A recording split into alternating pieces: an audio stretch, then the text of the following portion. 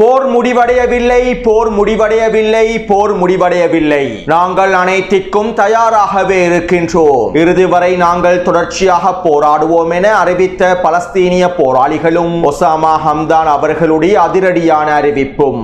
West bank பிரதேசத்திலே கொத்து கொத்தாக தட்டி தூக்கப்படும் இஸ்ரேலி ஆக்கிரமிப்பு சிப்பாய்களும் போர் வாகனங்களும், பலஸ்தீனிய போராளிகளின் தொடர்ச்சியான வீரியமான தாக்குதல்களும், 2 பலஸ்தீனிய நபர்கள் வெஸ்ட் பேங்க் பிரதேசத்திலே மேற்கொண்ட தாக்குதல்களும், இந்த தாக்குதலிலே கொல்லப்பட்ட இஸ்ரேலியர்களும் இதற்கு பின்னால் இருக்கக்கூடிய காரணங்களும், தெற்கு லெபனான் பிரதேசத்திலே இருக்கக்கூடிய ஹமாஸின் தலைவர்களை இலக்கு வைத்து மேற்கொள்ளப்பட்ட தாக்குதல்களும், உயிர் தப்பிய ஹமாஸினுடைய தலைவர்களும் உறுப்பினர்களும், இஸ்ரேலி ஆக்கிரமிப்பின் கொடூரமான வீரியமான தாக்குதல்களும், வெள்ளை மாளிகையில் டொனால்ட் ட்ரம்பை சந்தித்த சவுதி அரேபியாவினுடைய ஜொனியும், அமெரிக்காவோடு சவுதி அரேபியா மேற்கொண்டிருக்கக்கூடிய மிக முக்கியமான ஒப்பந்தங்களும், டொனால்ட் ட்ரம்புக்கும் சவுதி அரேபியாவுக்கும் இடையிலே நடைபெற்று வரக்கூடிய குடும்ப வியாபாரமும், அமெரிக்காவுக்கு $1 டிரில்லியன் வழங்கப் போகும் சவுதி அரேபியாவினுடைய ஜொனியும், யமன் ஹவுதிகளுக்கு எதிராக அடுத்த கட்ட தரைவழி தாக்குதல்களை ஆரம்பிப்பதற்கு அமெரிக்கா சவுதி அரேபியாவுக்கு வழங்கியிருக்கக்கூடிய ஒஃபென்சிவ் ஆயுதங்கள்.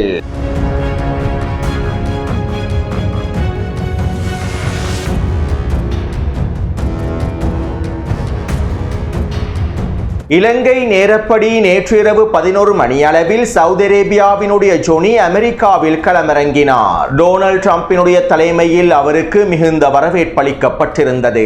இவை தொடர்பான காணொளிகளை டெலிகிராம் சேனலில் பதிவிட்டுள்ளேன். மேலும் டொனால்ட் ட்ரம்புக்கும் சவுதி அரேபியாவின் ஜொனிக்கும் இடையில் கலந்துரையாடல்கள் மேற்கொள்ளப்பட்டிருந்தன. இந்த கலந்துரையாடல்களோடு ஊடக சந்திப்புகளும் நடைபெற்றிருந்தன. அத்தோடு சவுதி ஜொனியுடனான கலந்துரையாடலின் போது சவுதி அரேபியாவுக்கு F-35 போர் விமானங்களை வழங்குவதற்கு தயாராக இருப்பதாகவும், அமெரிக்கா சவுதி அரேபியாவுக்கு F-35 போர் விமானங்களை வழங்கும் என்றும் டொனால்ட் ட்ரம்ப் உறுதி செய்திருந்தார். அதே போன்று குறித்த சந்திப்பின் போது சவுதி அரேபியா அமெரிக்காவுக்கு $1 டிரில்லியன் வழங்கும் என்றும், அமெரிக்காவிலே $1 டிரில்லியன் பெறுமதி அளவிலான முதலீடுகளை மேற்கொள்ளும் என்றும் சவுதி ஜொனியும் ட்ரம்புக்கு உறுதி அளித்திருந்தார். அதாவது கடந்த மே மாதம் டொனால்ட் ட்ரம்ப் சவுதி அரேபியாவுக்கு விஜயம் செய்த சந்தர்ப்பத்தில் பொருளாதார நெருக்கடிகளில் இருந்து அமெரிக்காவை மீட்டெடுப்பதற்காக, அமெரிக்காவின் பொருளாதாரத்தினை வலுப்படுத்துவதற்காக $600 பில்லியன் நாங்கள் அமெரிக்காவில் முதலீடு செய்கின்றோம் என சவுதி ஜொனி உறுதியளித்திருந்தார். மேலும் தற்போது இந்த $600 பில்லியன் $1000 பில்லியன் உயர்த்தியுள்ளார். அதாவது அமெரிக்காவுக்கு $1 டிரில்லியன் வழங்குவதாகவும் முதலீடு செய்வதாகவும் சவுதி ஜொனி தற்போது உறுதியளித்துள்ளார். அமெரிக்காவுக்கும் சவுதி அரேபியாவுக்கும் இடையிலான உறவுகளை வலுப்படுத்தும் நோக்கத்தோடும் எதிர்கால மிகப்பெரிய வேலை திட்டங்களை நோக்கமாக கொண்டுமே சவுதி அரேபியா இந்த முடிவுகளை எடுத்திருப்பதாக தெரிவிக்கப்படுகின்றது. அடுத்து சவுதி அரேபியாவுக்கும் அமெரிக்காவுக்கும் இடையில் பொருளாதார வர்த்தக ஒப்பந்தங்களும், பாதுகாப்பு ஒப்பந்தங்களும், சிவில் அணுசக்தி ஒப்பந்தங்களும், தொழில்நுட்ப ரீதியிலான AI தொழில்நுட்பத்துடன் சம்பந்தப்பட்ட ஒப்பந்தங்களும் கைச்சாத்திடப்பட்டுள்ளன. சவுதி அரேபியாவுக்கும் அமெரிக்காவுக்கும் இடையிலே மேற்கொள்ளப்பட்டிருக்கக்கூடிய பாதுகாப்பு ஒப்பந்தத்திற்கு அமைவாக சவுதி அரேபியாவின் பாதுகாப்பை அமெரிக்கா உறுதி செய்யும். மேலும் சவுதி அரேபியா இலக்கு வைக்கப்பட்டால் சவுதி அரேபியாவுக்கு ஆதரவாக அமெரிக்கா முழுமையாக களமிறங்கும். அமெரிக்காவுக்கும் கத்தாருக்கும் இடையிலே எவ்வாறானதொரு பாதுகாப்பு ஒப்பந்தம் கைச்சாத்திடப்பட்டிருக்கின்றதோ அதே போன்றே தற்போது சவுதி அரேபியாவுக்கும் அமெரிக்காவுக்கும் இடையில் பாதுகாப்பு ஒப்பந்தம் கைச்சாத்திடப்பட்டுள்ளது. அதாவது சவுதி அரேபியாவினுடைய பாதுகாப்பு கடவுளாக அமெரிக்கா தெரிவு செய்யப்பட்டுள்ளது. சவுதி அரேபியாவை பாதுகாப்பதற்கு தேவையான பல மில்லியன் பில்லியன் டாலர்களை சவுதி அரேபியா அமெரிக்காவுக்கு வழங்கும். அத்தோடு இந்த பாதுகாப்பு ஒப்பந்தத்திற்கு அமைவாக அமெரிக்கா சவுதி அரேபியாவுக்கு தேவையான ஒஃபென்சிவ் ஆயுதங்களையும் வழங்கப் போகின்றது. இந்த ஒஃபென்சிவ் ஆயுதங்களுடைய பட்டியலிலேயே F-35 போர் விமானங்களும் உள்ளடக்கப்பட்டுள்ளன. மேலும் அமெரிக்கா இந்த F-35 போர் விமானங்களோடு சவுதி அரேபியாவுக்கு தேவையான அதிகளவான MQ-9 ட்ரோன்களையும், 300 ஆப்ரஹாம் போர் வாகனங்களையும், இன்னும் சில முக்கியமான நவீன ஆயுதங்களையும் வழங்கப் போகின்றது. இதற்கான ஒப்பந்தங்கள் கைச்சாத்திடப்பட்டுள்ளன. ஒரு F-35 போர் விமானமானது $100 மில்லியன் பெறுமதியுடையதாகும். எனவே 45 F-35 போர் விமானங்களுக்கு $4.5 பில்லியன் சவுதி அரேபியா அமெரிக்காவுக்கு செலுத்தும். மேலும் 300 ஆப்ரஹாம் போர் வாகனங்களுக்கும் MQ-9 ட்ரோன்களுக்கும் இன்னும் ஏனைய நவீன ஆயுதங்களுக்கும் $2.5 பில்லியன் சவுதி அரேபியா அமெரிக்காவுக்கு செலுத்தும். எனவே ஒட்டுமொத்தமாக சவுதி அரேபியா இந்த பாதுகாப்பு ஒப்பந்தத்தின் மூலமாக $7 பில்லியன் அளவில் செலவழித்து அமெரிக்காவிடமிருந்து போர் விமானங்களையும் போர் வாகனங்களையும் ட்ரோன்களையும் நவீன ஆயுதங்களையும் கொள்வனவு செய்ய போகின்றது. இன்னும் 3 வாரங்களுக்குள்ளே சவுதி அரேபியாவுக்கு தேவையான இந்த ஒஃபென்சிவ் ஆயுதங்கள் அவசரமாக சவுதி அரேபியாவில் களமிறக்கப்படும் என்றும் அமெரிக்க நிர்வாக வட்டாரங்கள் தெரிவிக்கின்றன. அத்தோடு சவுதி அரேபியா இந்த ஒஃபென்சிவ் ஆயுதங்களை யாருக்கு எதிராக பயன்படுத்த போகின்றது என்கின்ற கேள்விகள் எழுகின்றன. தற்போது யமன் ஹவுதிகளுக்கு எதிராக மிகப்பெரிய தரைவழி தாக்குதல்களை மேற்கொள்வதற்கு சவுதி அரேபியாவும் ஐக்கிய அரபு அமீரகமும் திட்டமிட்டு வருகின்றன.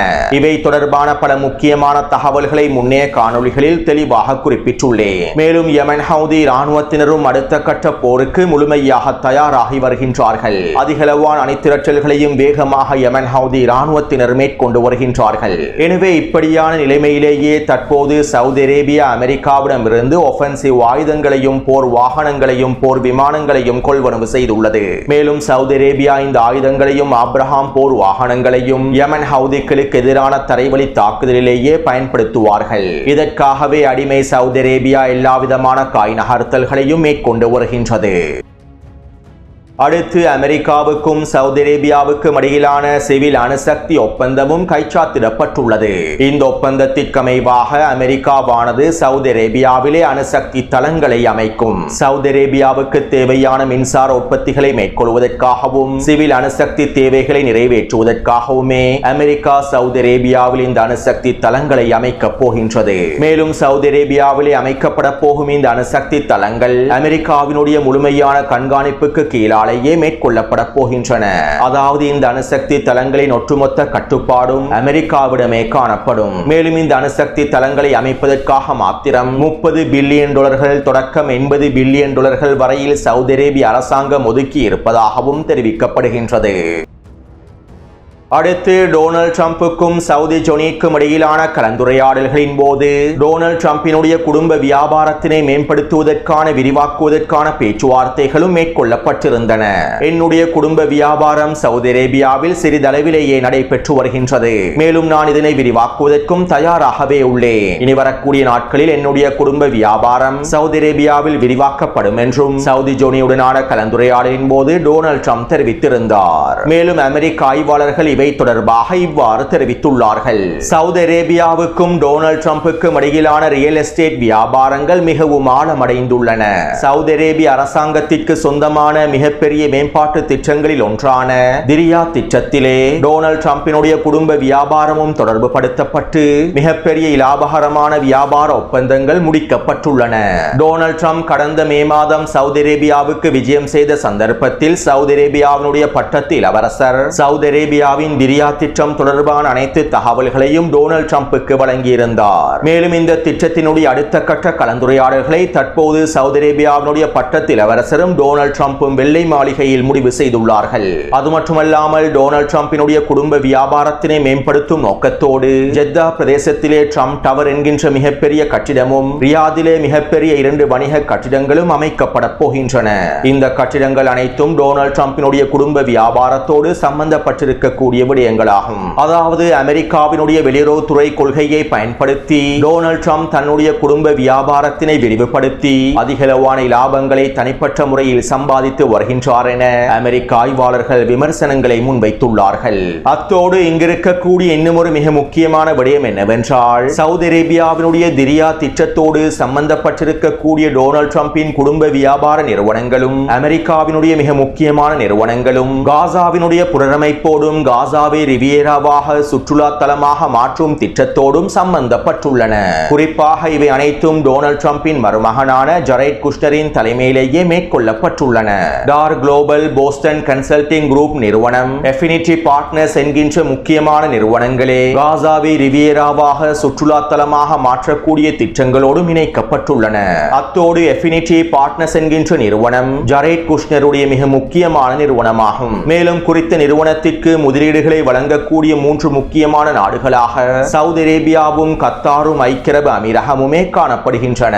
எனவே இந்த தகவல்களை நீங்கள் ஒன்றிணைத்து பார்க்கும்போது அமெரிக்காவும் இந்த அடிமை அரபு தலைவர்களும் எவ்வாறு மத்திய கிழக்கில் ரியல் எஸ்டேட் வியாபாரத்தினை மேற்கொள்கின்றார்கள் என்பதனையும், காசாவினுடைய புனரமைப்பையும் காசாவினுடைய நிலப்பிரதேசத்தையும் எவ்வாறு இவர்கள் ரியல் எஸ்டேட் வியாபாரத்திற்கு கீழால் கொண்டு வந்துள்ளார்கள் என்பதனையும், இவர்களுடைய ரியல் எஸ்டேட் வியாபாரத்திற்காக எவ்வாறு காய்களை நகர்த்தி வருகின்றார்கள் என்பதனையும் உங்களுக்கு தெளிவாக புரிந்து கொள்ளலாம்.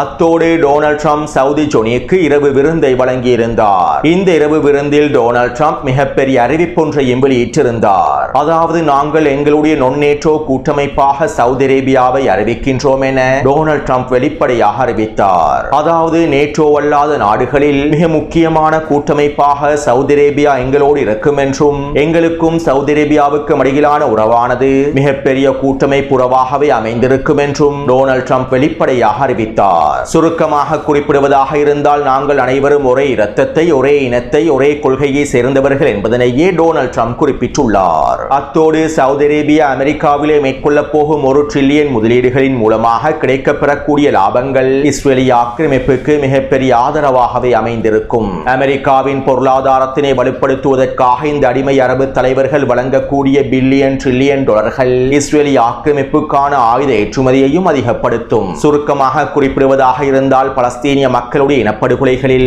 இந்த அடிமை அரபுகள் நேரடியாகவே சம்பந்தப்பட்டுள்ளார்கள். இந்த அடிமை அரபுகளுடைய பணத்தின் மூலமாகவே பலஸ்தீனிய மக்களை இனப்படுகொலை செய்யப்படுவதற்கான எல்லாவிதமான ஆயுதங்களும், வெடிகுண்டுகளும், ஏவுகணைகளும் முழுமையாக தயாரிக்கப்படுகின்றன. அத்தோடு அரசியல் ஆய்வாளர் நிசாம் அஹ்தாவி அவர்கள் இவ்வாறு தெரிவித்துள்ளார். உண்மையில் அனைத்து அரபு ஆட்சியாளர்களும் அமெரிக்க காலனித்துவ காவலர்களாகவே மாறிவிட்டார்கள். அமெரிக்க காலனித்துவத்தையும், அமெரிக்காவின் ஏகாதிபத்தியத்தையும், அமெரிக்காவினுடைய பொருளாதாரத்தையும் பாதுகாக்கக்கூடியவர்களாகவே இந்த அரபு ஆட்சியாளர்கள் மாறிவிட்டார்கள். ஆனால் காசாவில் இருக்கக்கூடிய பலஸ்தீனிய மக்களும், பலஸ்தீனிய தலைவர்களும் அமெரிக்காவின் இந்த ஏகாதிபத்தியத்தையும், காலனித்துவத்தையும், ஜியோனிஸ் ஆக்கிரமிப்பாளர்களையும் முழுமையாக எதிர்க்கின்றார்கள். ஏனைய அரபு தலைவர்கள் எந்தவிதமான நிபந்தனையும் இல்லாமல் குருட்டுத்தனமான கீழ்ப்படிதலுடன் அமெரிக்காவிடம் சரணடைந்துள்ளார்கள். ஆனால் காசா ஒரு பொழுதும் சரணடையாது. ஒட்டுமொத்த அரபு தேசமும் அமெரிக்காவிடம் சரணடைந்தாலும் காசா ஒரு பொழுதும் சரணடையாது. பலஸ்தீனிய மக்கள் ஒரு பொழுதும் சரணடைய மாட்டார்கள். இதனால் தான் அமெரிக்க காலனித்துவத்தை திணிப்பதற்காக அரபு ஆட்சியாளர்கள் ஒன்றிணைந்து ஐநாவின் பாதுகாப்பு சபையில் தீர்மானத்தை நிறைவேற்றி காசாவிலே சர்வதேச படைகளை களமிறக்குவதற்கு திட்டமிட்டுள்ளார்கள் என அரசியல் ஆய்வாளர் நிசாம் அஹ்தாவி அவர்கள் தெரிவித்துள்ளார்.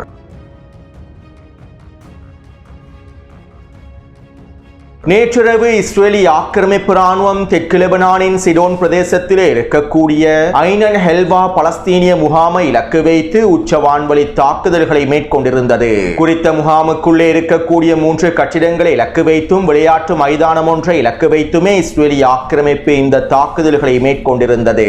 குறித்த பலஸ்தீனிய முகாமிலே ஹமாஸினுடைய உறுப்பினர்களும் தலைவர்களும் ஒன்றிணைந்து வேலை திட்டங்களை முன்னெடுத்துள்ளார்கள். இவை தொடர்பான தகவல்கள் எங்களுக்கு கிடைக்கப் பெற்றிருந்தன. இதற்கமைவாகவே நாங்கள் குறித்த பிரதேசத்தை இலக்கு வைத்து தாக்குதல்களை மேற்கொண்டுள்ளோம் என இஸ்ரேலிய ஆக்கிரமிப்பு ராணுவம் அறிவித்தது. ஆனால் குறித்த பிரதேசத்திலே இஸ்ரேலிய ஆக்கிரமிப்பு மேற்கொண்ட தாக்குதல்களில் ஹமாஸினுடைய எந்த ஒரு தலைவர்களும் உறுப்பினர்களும் படுகொலை செய்யப்படவில்லை. 50க்கும் அதிகமான பொதுமக்களே படுகாயங்களுக்குள்ளாக்கப்பட்டிருந்தார்கள். மேலும் குறித்த தாக்குதலில் 16 பேர் படுகொலை செய்யப்பட்டுள்ளார்கள். இவ்வாறு படுகொலை செய்யப்பட்டவர்களில் 10 பேர் 18 வயதிற்கும் குறைந்த சிறுவர்களும் குழந்தைகளும் என லெபனானிய ஊடகங்கள் உறுதிப்படுத்தியுள்ளன. குறித்த பகுதியில் இருக்கக்கூடிய விளையாட்டு மைதானத்தில் சிறுவர்கள் விளையாடிக் கொண்டிருக்கக்கூடிய சந்தர்ப்பத்திலேயே இஸ்ரேலிய ஆக்கிரமிப்பு இந்த தாக்குதல்களை மேற்கொண்டுள்ளது. அத்தோடு இந்த தாக்குதல்களை தொடர்ந்து குறித்த பிரதேசத்தினூடாக நகர்ந்து கொண்டிருந்த ஒரு பாடசாலை வாகனம் ஒன்றை இலக்கு வைத்தும் 2 கார்களை இலக்கு வைத்தும் இஸ்ரேலிய ஆக்கிரமிப்பு வான்வழி தாக்குதல்களை மேற்கொண்டிருந்தது. இந்த தாக்குதலிலும் 4க்கும் அதிகமான பொதுமக்கள் படுகொலை செய்யப்பட்டுள்ளார்கள். மேலும் குறித்த தாக்குதல் தொடர்பான காணொளி காணொளிகளையும் புகைப்படங்களையும் டெலிகிராம் சேனலில் பதிவிட்டுள்ளேன். அத்தோடு இந்த தாக்குதல்களை தொடர்ந்து இஸ்ரேலிய ஆக்கிரமிப்பின் பாதுகாப்பு அமைச்சர் காட்ஸ் இவ்வாறு தெரிவித்தார். தெற்கு லெபனான் பிரதேசத்தில் உள்ள பலஸ்தீனிய முகாம்களில் தீவிரவாதிகளுடைய செயற்பாடுகள் நடைபெறுவதற்கு லெபனானிய அரசாங்கமே பொறுப்பேற்க வேண்டும். இவர்களுடைய ஆயுதங்களை லெபனானிய அரசாங்கம் கைப்பற்றவில்லை. இதனாலேயே நாங்கள் இவர்களை அழிப்பதற்கான தாக்குதல்களை மேற்கொண்டுள்ளோம். மேலும் இனி வரக்கூடிய நாட்களில் ஹிஸ்புல்லாவை முழுமையாக அழிப்பதற்காக ஹிஸ்புல்லாவினுடைய திறன்களை முழுமையாக அழிப்பதற்கான அடுத்த கட்ட தாக்குதல்களையும் மேற்கொள்வோம் என இஸ்ரேலிய ஆக்கிரமிப்பின் பாதுகாப்பு அமைச்சர் தெரிவித்துள்ளார். அடுத்து நேற்று மாலை வெஸ்ட் பேங்கின் குஷ் எட்சியோன் பிரதேசத்திலே 2 பலஸ்தீனியர்கள் வாகனம் ஒன்றை வேகமாக செலுத்தி தாக்குதல் ஒன்றை மேற்கொண்டுள்ளார்கள். இவ்வாறு 2 பலஸ்தீனியர்கள் வாகனத்தை வேகமாக செலுத்தியதில் 10க்கும் அதிகமான இஸ்ரேலியர்கள் படுகாயங்களுக்குள்ளாக்கப்பட்டுள்ளார்கள். மேலும் இந்த தாக்குதலை தொடர்ந்து 2 பலஸ்தீனியர்களும் கத்தியினால் தாக்குதல்களை மேற்கொண்டுள்ளார்கள். இந்த தாக்குதலிலே 2 இஸ்ரேலியர்கள் கொல்லப்பட்டிருப்பதாகவும் 8க்கும் அதிகமானோர் படுகாயங்களுக்குள்ளாக்கப்பட்டிருப்பதாகவும் தெரிவிக்கப்படுகின்றது. மேலும் குறித்த தாக்குதலை மேற்கொண்ட 2 பலஸ்தீனியர்களுக்கு எதிராகவும் இஸ்ரேலிய ஆக்கிரமிப்பு ராணுவம் தாக்குதல்களை மேற்கொண்டது. இந்த தாக்குதலிலே 2 பலஸ்தீனியர்களும் கொல்லப்பட்டுள்ளார்கள். அத்தோடு குறித்த தாக்குதல் தொடர்பாக பலஸ்தீனிய எதிர்ப்பு குழுக்களும் பலஸ்தீனிய ஊடகங்களும் இவ்வாறு தெரிவித்துள்ளன. ஆயுதமேந்திய இஸ்ரேலிய ஆக்கிரமிப்பு நிலத்திரர்கள் பலஸ்தீனியர்களுக்கு எதிரான தாக்குதல்களை மேற்கொண்டு வருகின்றார்கள். கடந்த 3 வாரத்திற்குள் மாத்திரம் பலஸ்தீனியர்களுடைய பல வீடுகள் தீக்கிரையாக்கப்பட்டுள்ளன. பலஸ்தீனிய மக்களுடைய சொத்துக்கள் முடக்கப்பட்டுள்ளன. அதிகளவான பலஸ்தீனியர்களுக்கு எதிராக ஆயுதமேந்திய இஸ்ரேலிய ஆக்கிரமிப்பு நிலத்திரர்கள் தாக்குதல்களை மேற்கொள்கின்றார்கள். இதனால் பல பலஸ்தீனியர்கள் கொல்லப்பட்டுள்ளார்கள். மேலும் வெஸ்ட் பேங்க் பிரதேசம் முழுவதும் இஸ்ரேலிய ஆக்கிரமிப்பு கொடூரமான தாக்குதல்களையும் வேலை திட்டங்களையும் மேற்கொண்டு வருகின்றது. இவற்றுக்கு பதிலடியாகவே இந்த பலஸ்தீனியர்கள் இந்த தாக்குதல்களை மேற்கொண்டுள்ளார்கள் என பலஸ்தீனிய ஊடகங்களில் குறிப்பிடப்பட்டுள்ளன. மேலும் வெஸ்ட் பேங்க் பிரதேசத்திலே ஆயுதமேந்திய இஸ்ரேலியர்கள் பலஸ்தீனியர்களுக்கு எதிரான தாக்குதல்களை வீரியமாக தொடர்ந்தால் பலஸ்தீனியர்களும் முழுமையாக வீரியமான தாக்குதல்களை நிலத்திரர்களுக்கு எதிராக தொடர்வார்கள் என்றும் வெஸ்ட் பேங்க் பிரதேசத்திலே இருக்கக்கூடிய எதிர்ப்பு குழுக்கள் எச்சரிக்கைகளை வெளியிட்டுள்ளன. அத்தோடு வெஸ்ட் பேங்க் பிரதேசத்திலே பலஸ்தீனிய போராளிகள் தொடர்ச்சியான தாக்குதல்களை மேற்கொண்டு வருகின்றார்கள். நேற்று மாலை ஹீப்ரோன் பிரதேசத்திலே 3 சோதனை சாவடிகளை இலக்கு வைத்து உச்ச தாக்குதல்களை மேற்கொண்டுள்ளார்கள். மேலும் குறித்த பிரதேசத்திலே ஜீப் வண்டி ஒன்றை இலக்கு வைத்தும் தாக்குதல்களை மேற்கொண்டுள்ளார்கள். இந்த தாக்குதலிலே 6க்கும் அதிகமான சிப்பாய்கள் கொல்லப்பட்டும் படுகாயங்களுக்குள்ளாக்கப்பட்டிருப்பதாகவும் தெரிவிக்கப்படுகின்றது. மேலும் இந்த தாக்குதல்களிலே ஒரு பலஸ்தீனிய போராளி கொல்லப்பட்டிருப்பதாகவும் உறுதி செய்யப்பட்டுள்ளது. மேலும் ஹீப்ரோன் பிரதேசத்திலே பலஸ்தீனிய போராளிகளின் இந்த தாக்குதல்களை தொடர்ந்து 100க்கும் அதிகமான பலஸ்தீனிய இளைஞர்களை இஸ்ரேலிய ஆக்கிரமிப்பு கைது செய்துள்ளது. அதே நேரம் ஜெனின் மற்றும் துல்கராம் பிரதேசத்திலே தொடர்ச்சியான தாக்குதல்களும் மேற்கொள்ளப்பட்டு வருகின்றன. இன்று காலை ஜெனின் பிரதேசத்திலே இஸ்ரேலிய ஆக்கிரமிப்பு போர் வாகனம் ஒன்றை இலக்கு வைத்து பொறி வைத்து தாக்குதல்கள் மேற்கொள்ளப்பட்டுள்ளன. அதே போன்று துல்கராம் பிரதேசத்திலே 2 ஜீப் வண்டிகள் இலக்கு வைக்கப்பட்டிருப்பதாகவும் தெரிவிக்கப்படுகின்றது. மேலும் இனி வரக்கூடிய நாட்களில் வெஸ்ட் பேங்க் பிரதேசம் முழுவதும் நாங்கள் தாக்குதல்களை வீரியப்படுத்துவோம் என பலஸ்தீனிய போராளிகளும் அறிவித்துள்ளார்கள். அடுத்து காசாவின் களத்திலே இருக்கக்கூடிய பலஸ்தீனிய போராளிகளும் பலஸ்தீனிய எதிர்ப்பு குழுக்களும் ஒன்றிணைந்து அறிக்கை ஒன்றை வெளியிட்டுள்ளார்கள். நாங்கள் ஐநாவின் பாதுகாப்பு சபை தீர்மானத்தினை முழுமையாக நிராகரிக்கின்றோம். காசாவிலே சர்வதேச படைகள் களமிறக்கப்படுவது இஸ்ரேலிய ஆக்கிரமிப்பின் திட்டங்களுக்கு வலு சேர்க்கக்கூடிய செயற்பாடாகும். வரலாற்று நெடுகிலும் பல தியாகங்களை மேற்கொண்டிருக்கக்கூடிய எங்களுடைய பலஸ்தீனிய மக்கள் ஒருபொழுதும் சரணடைய மாட்டார்கள். காசாவிலே சர்வதேச படைகள் களமிறக்கப்பட்டால், ஆக்கிரமிப்பு படைகள் களமிறக்கப்பட்டால் நாங்கள் ஆக்கிரமிப்புக்கு எதிராக போராடுவோம். எங்களுடைய ஆயுதங்களை அவர்களால் ஒரு பொழுதும் நிராயுத பாணியாக்கவே முடியாது. மேலும் பலஸ்தீனிய மக்கள் இறுதி வரை போராடுவதற்கு தயாராகவே இருக்கின்றார்கள் என களத்தில் இருக்கக்கூடிய பலஸ்தீனிய போராளிகளும் பலஸ்தீனிய எதிர்ப்பு குழுக்களும் அறிக்கையில் தெரிவித்துள்ளார்கள். அதாவது ஆக்கிரமிப்பாளர்களுக்கு எதிரான அடுத்த கட்ட போருக்கு முழுமையாக தயாராக இருப்பதாகவே காசாவின் களத்தில் இருக்கக்கூடிய பலஸ்தீனிய போராளிகள் தெரிவித்துள்ளார்கள். அத்தோடு ஹமாஸினுடைய மூத்த தலைவர்களில் ஒருவரான ஒசாமா ஹம்தான் அவர்கள் பலஸ்தீன் டுடே ஊடகத்திற்கு வழங்கிய நேர்காணலில் இவ்வாறு தெரிவித்தார். எங்களுடைய நிலைப்பாடு தெளிவாக இருக்கின்றது. எங்களுடைய செய்தியானது தெளிவாகவே இருக்கின்றது. காசாவின் களத்திலே போர் இன்னும் முடிவடையவில்லை. ஜெருசலத்தை பலஸ்தீனிய மக்கள் முழுமையாக மீட்டெடுக்கும் வரை இந்த போரானது முடிவடைய போவதில்லை. காசாவிலே பலஸ்தீனிய மக்கள் அனைத்து போர்களுக்கும் தயாராகவே இருக்கின்றார்கள். ஜெருசலத்தினுடைய விடுதலை வரை இந்த போரானது நிறுத்தப்பட போவதில்லை. ஜெருசலத்தின் விடுதலை வரை இந்த போரானது நிறுத்தப்பட போவதில்லை. இந்த போரானது முடிவடையவில்லை. மேலும் பலஸ்தீனிய மக்கள் அனைத்திற்கும் தயாராகவே இருக்கின்றார்கள் என ஹமாஸினுடைய மூத்த தலைவர்களில் ஒருவரான ஒசாமா ஹம்தான் அவர்கள் தெரிவித்துள்ளார். எனவே இந்த காணொளி தொடர்பான கருத்துக்களை பதிவிடுங்கள். தொடர்ந்தும் என்னுடன் இணைந்திருங்கள். நன்றி, வணக்கம்.